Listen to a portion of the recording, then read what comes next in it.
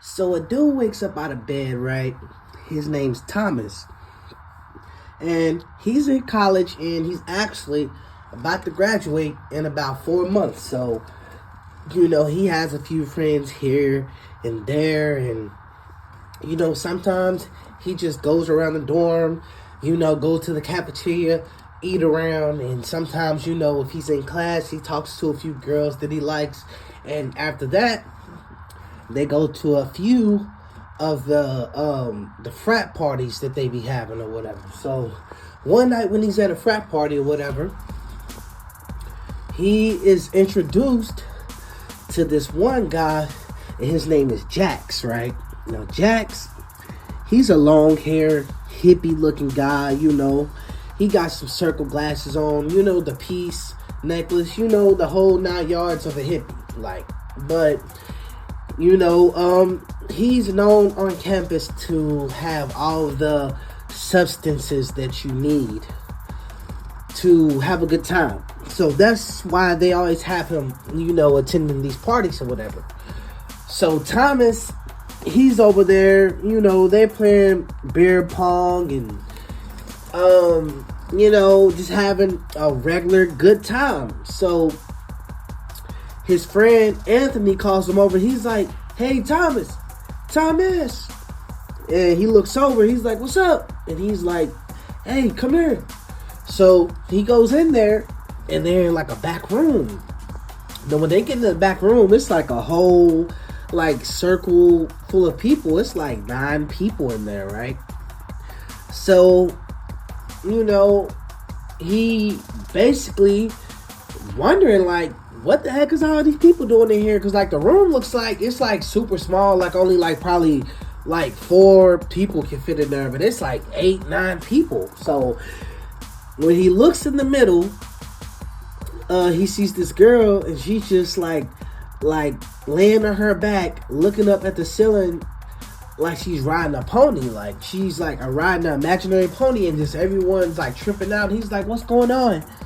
And they're like, "Man, do you want to try this new thing that been going around or whatever?" And he's like, "What you mean?" And he's like, what's it called or whatever? What's it do? And he's like, "Well, this is called Delta 78. And if you take it, you will be on the highest moon and you won't be feeling no problems for about 5-10 minutes, but it'll wear off, so you don't got to worry about it." So he says, you see her, she's over having fun, and the girl's just sitting there, waving her hands in the air. And he's like, and then, Anthony's punches him in his arm and say, "Come on, don't be a puss," and all this, the peer pressure type thing, So he's like, "You know what? Why not? Just here. How do I do it?" He's like, "All right, look, you put it on here." So he, puts it on there for him, and he lights it up, and he inhales, and he doesn't feel nothing the first, time he blows out or whatever. But by the second time, when he blows out, all of a sudden, he just feels this overwhelming, heavy feeling that he's never felt before, and he just blacks out. So Thomas, he wakes up, and he's like, oh man. He's rubbing his head. He got a headache, and he's looking around, and he's confused because he's like, at first, he almost forgot that he was even at the party. He was just waking up like he randomly does any other morning inside of his dorm. He was laying on his bed. Usually his door is closed. He always locks it when he sleeps, just, just for safety or whatever. But when he wakes up this time, the door's wide open, y'all. So the door's wide open.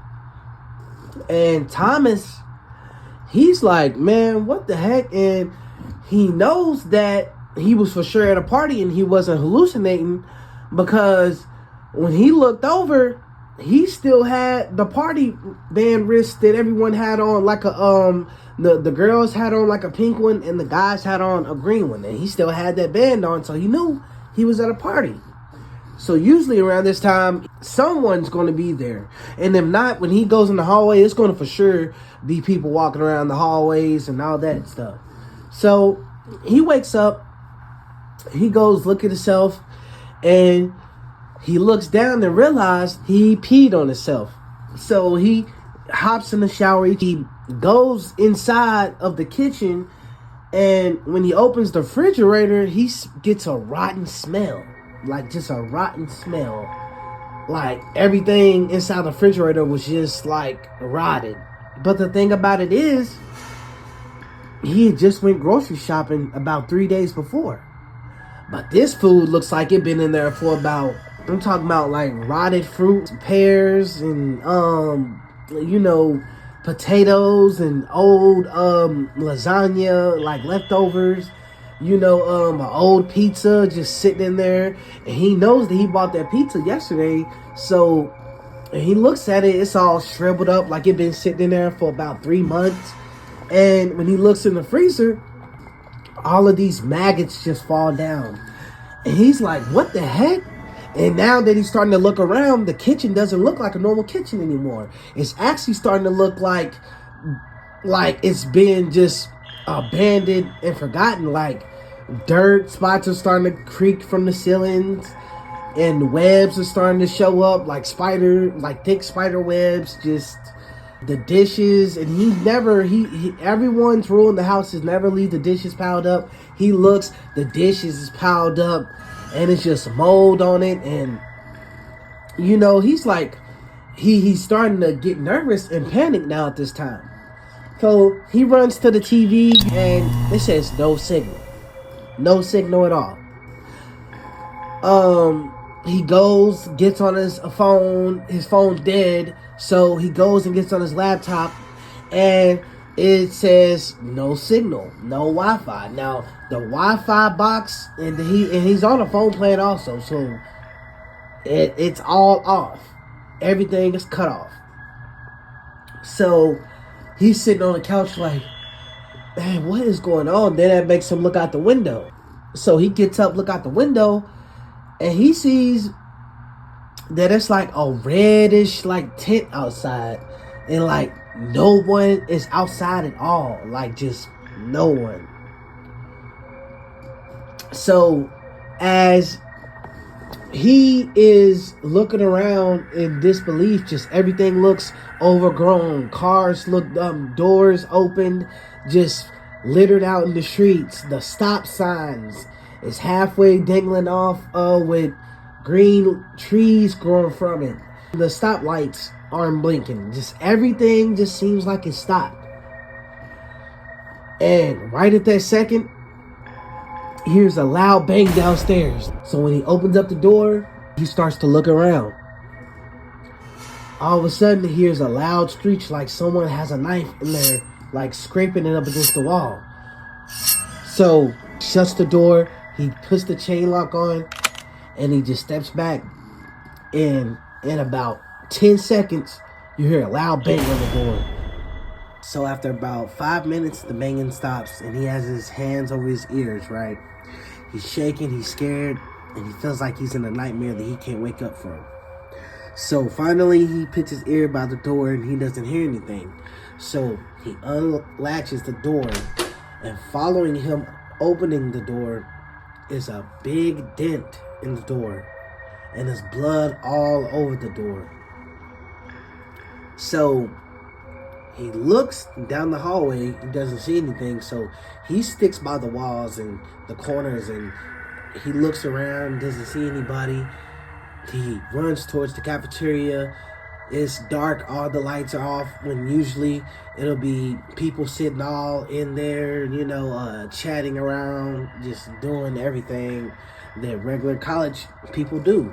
But nobody's there, so he finally runs out the side of the building, and when he steps outside, he gets a gasoline smell like in the air, and it just feels heavy, and car doors are open, blinkers still on, dog strollers set in place, just everyone is gone.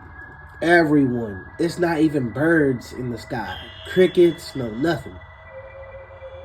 So he walks down the street and he keeps going, and all of a sudden he hears this loud chanting noise, like it's a crowd moving towards the corner that he was about to turn. So he hurries up, turns around, and he runs behind like this mailbox thing, like, and when he looks over, it's about 500 people crowded up with all white eyes and just looking forward and walking, and they all got all types of stuff in their hands, just